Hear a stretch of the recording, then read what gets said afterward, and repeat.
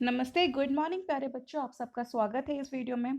बच्चों, इस वीडियो में आज हम डिस्कस करेंगे डीओई द्वारा भेजी गई क्लास 6 की वर्कशीट नंबर 17। आप सब जानते हैं हम लोग लाइट प्रकाश चैप्टर डिस्कस कर रहे थे, तो आज हम कुछ इंटरेस्टिंग एक्टिविटी से कुछ ये आगे के टॉपिक डिस्कस करेंगे। तो बच्चों, जो एक्टिविटीज़ है मैं आपको कहूँगी वो आपको करनी है और आपने बहुत बार की भी होगी। तो अगर मैं बताती जाती हूँ, वो सब चीज़ें सोचिए और फिर इन क्वेश्चंस के आंसर देते जाइए। बच्चों, आपने देखा होगा कि जब आपने कई बार छाया बनाई होगी। छाया कब बनती है? आप एक अंधेरे रूम में होते हैं, टॉर्च आपके हाथ में होती है, उसके सामने आप अपने हाथ से अलग अलग आकृतियां बनाती तो वो छाया बनाती है। तो बच्चों, अगर ये काम मैं आपको कहूँ कि आप एक अंधेरे रूम में जाइए जहाँ पे कोई प्रकाश का स्रोत नहीं है, तो क्या वहाँ पे आपकी छाया बनेगी? नहीं बनेगी। तो इससे हमें पता चलता है कि छाया बनाने के लिए हमें प्रकाश के स्रोत की आवश्यकता होती है। तो बच्चों, आज की एक्टिविटीज मतलब आज का जो हमारा टॉपिक है यही है प्रकाश, छाया और परावर्तन। तो चलिए आगे समझते हैं इसे। तो बच्चों, ये चीज़ समझ लीजिए, जब भी आपको अगर छाया बनानी है तो छाया बनाने के लिए सबसे इम्पोर्टेंट क्या है? आपको जो चीज़ें चाहिए छाया बनाने के लिए या फिर जो इम्पोर्टेंट चीज़ें वो क्या है? एक तो कोण जिस पर प्रकाश वस्तु पर पड़ता है, मतलब किस एंगल से जो आपका प्रकाश है, इस तरह से प्रकाश पड़ रहा है। लगा लीजिए आपकी वस्तु ये यहाँ से लाइट आ रही है, यहाँ से लाइट आ रही है, यहाँ से आ रही है, यहाँ से आ रही है, तो किस एंगल से आ रही है तो उसके अकॉर्डिंग इसके ये तो ऐसे बनेगी या फिर बहुत बड़ी फिगर बनेगी। It depends on the angle, जिस एंगल से आपकी प्रकाश लाइट पड़ रही है उस ऑब्जेक्ट पे वो। दूसरा है कि वस्तु और स्रोत का आकार। जो हमारी वस्तु है, मतलब जिसका हम छाया बनाना चाह रहे हैं, वो कितनी बड़ी है, उसकी आकार क्या है। जैसा उसका आकार होगा ऑलमोस्ट उसी की तरह उसकी छाया बनेगी। और वस्तु और प्रकाश स्रोत के बीच की दूरी, कि आपका जो जैसे कि अगर आप टॉर्च से बना रहे हैं, अगर आपने अपना हाथ बिल्कुल टॉर्च के पास रखा तो कैसी इमेज बनेगी, और आपने अगर थोड़ा सा दूर किया तो कैसे बनेगी। तो उन दोनों के बीच की दूरी भी होती है जो कि ये चीज़ तय करती है। उसके बाद है बच्चों पर्दे और वस्तु के बीच की दूरी, मीन्स जहाँ पे आपकी छाया बन रही है और जहाँ पे आपका ऑब्जेक्ट है, उन दोनों के बीच का जो डिस्टेंस है वो भी मैटर करता है। तो एक तरह से हम कह सकते हैं, अगर ये लगा लीजिए टॉर्च है, प्रकाश का स्रोत है, और ये आपका ऑब्जेक्ट है और ये आपकी स्क्रीन है, तो इन दोनों के बीच की दूरी और इन दोनों के बीच की दूरी भी तय करेगी, और किस कोण से इस पे लाइट आ रही है वो तय करेगी। ये जो आप वस्तु यूज़ कर रहे हो उसका आकार क्या है और वो कितनी बड़ी है छोटी है वो तय करेगी। उसके अलावा सबसे इम्पॉर्टेंट चीज़ है बच्चों, किसी भी कभी भी अगर छाया बनानी है तो उसके लिए एक तो आपको प्रकाश का स्रोत चाहिए, और दूसरा जो आप ऑब्जेक्ट लेंगे वो क्या होना चाहिए, अब वो क्या होना चाहिए, वो ऐसा ऑब्जेक्ट होना चाहिए जिसके आर पार लाइट ना जा पाए। आप देखिए जैसे कि ये ऑब्जेक्ट है, ये आपने ये सोर्स लिया लाइट का, आपने ऑब्जेक्ट लिया इस तरीके से, तो जो इसकी इमेज बनेगी वो इस तरीके से बनेगी। क्यों? क्योंकि इसके आर पार लाइट नहीं जा रही, जो लाइट है वो इस तरह से जाएगी। तो जो इमेज आपकी बनी, छाया बनी, तो इसकी बनी क्योंकि इसके आर पार लाइट नहीं गई।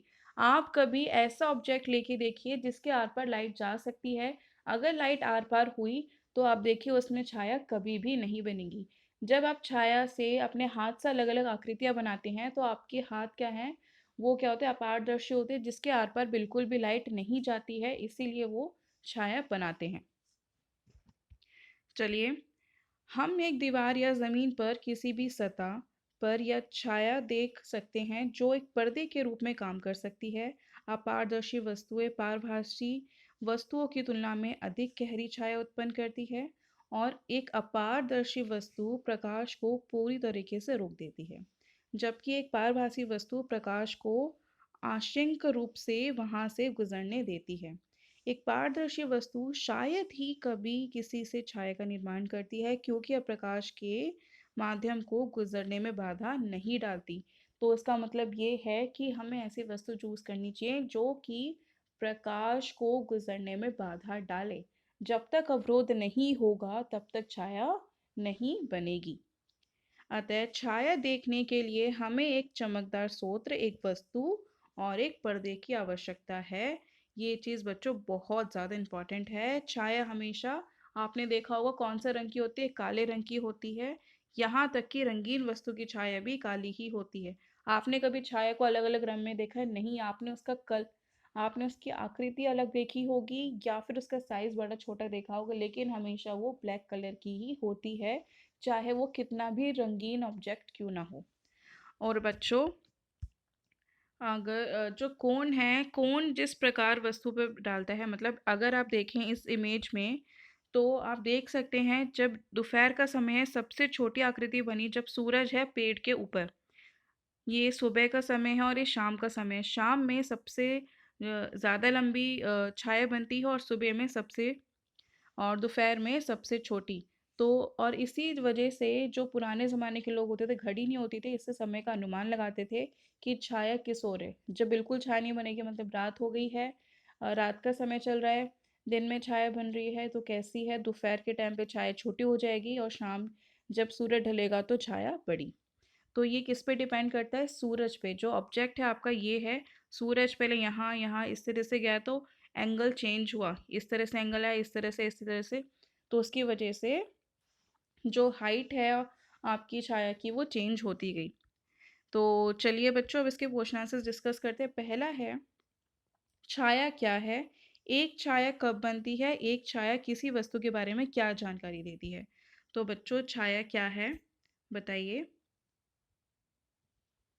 तो वस्तु के द्वारा प्रकाश का एक ऐसा हिस्सा अवरोध करने पर छाया का निर्माण करता है। और तो बच्चों, छाया क्या है? छाया सदैव काली होती है। जब प्रकाश के बीच में अवरोध उत्पन्न होता है तो छाया का निर्माण होता है। ये कैसे बनती है? प्रकाश से छाया बनती है। और एक छाया किसी वस्तु के बारे में क्या जानकारी देती है? यह जानकारी देती है कि जो वस्तु है उसका आकार क्या है, वो वस्तु कितना बड़ा है, उसके बारे में जानकारी देती है, लेकिन उस वस्तु के कलर के बारे में कोई भी जानकारी नहीं देती है। दूसरा है बच्चों, क्या वस्तु का रंग को प्रभावित करेगा? नहीं, क्योंकि छाया सदैव काली होती है, यहाँ तक कि रंगीन वस्तु की छाया भी काली ही होती है। लकड़ी की कुर्सी पर प्रकाश पड़ने पर क्या होगा? तो उसकी छाया बनेगी बच्चों, क्योंकि जो लकड़ी की कुर्सी है उससे लाइट आर पार नहीं होगी, तो उसकी एक छाया बनेगी। एक पेड़ की छाया दोपहर के समय छोटी और अ, और सुबह और शाम के समय अधिक लंबी, और एवं सुबह और शाम के समय लंबी होती है। तो आप ये वाली स्टेटमेंट यहाँ से लिख सकते हैं। सॉरी, कि छोटी और शाम के समय लंबी होती है। चलिए अब आगे देखते हैं। लास्ट क्वेश्चन है बच्चों, नीचे दिए गए आंकड़ों पर गौर करें, एक्स वाई जेड को पहचानें। तो आप देख सकते हैं कि जो आपका वाई है वो क्या है? टॉर्च है। एक्स क्या है? आपका ऑब्जेक्ट है, हाथ है, ठीक है। और जेड क्या है? छाया। तो आप लिखेंगे एक्स है हाथ, वो वस्तु जिसकी छाया बन रही है, वाई है आपकी टॉर्च, और जेड है आपकी छाया, ठीक है। थैंक यू सो मच बच्चों for watching this video. I hope इस वीडियो से आपको कुछ नया सीखने को ही मिला होगा। वीडियो अच्छी लगी तो उसके लिए प्लीज़ उसे लाइक कीजिए। Thank you.